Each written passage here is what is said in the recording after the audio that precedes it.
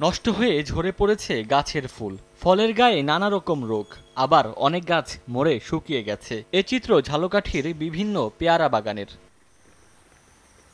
এপ্রিলে জেলার বাগানগুলোর পেয়ারা গাছে ফুল আসা শুরু করে, তবে চলতি গ্রীষ্ম মৌসুমের খরতাপে বেশিরভাগ ফুল ঝরে পড়েছে। বাগান মালিকরা জানান, অনেক গাছে ফল আসলেও বিভিন্ন রোগে আক্রান্ত।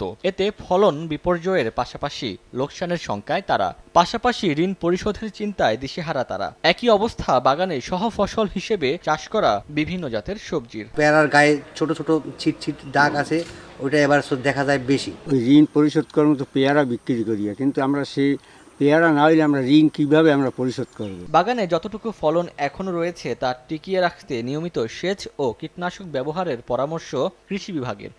নগদে 500 টাকা বা তার বেশি পেমেন্টে পেতে পারেন ঢাকায় জমিসহ 20 কোটি টাকার পুরস্কার।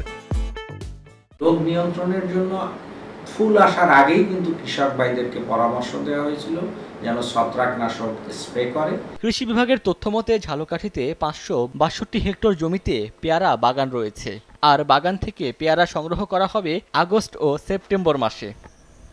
সময় সংবাদ, ঝালকাঠি।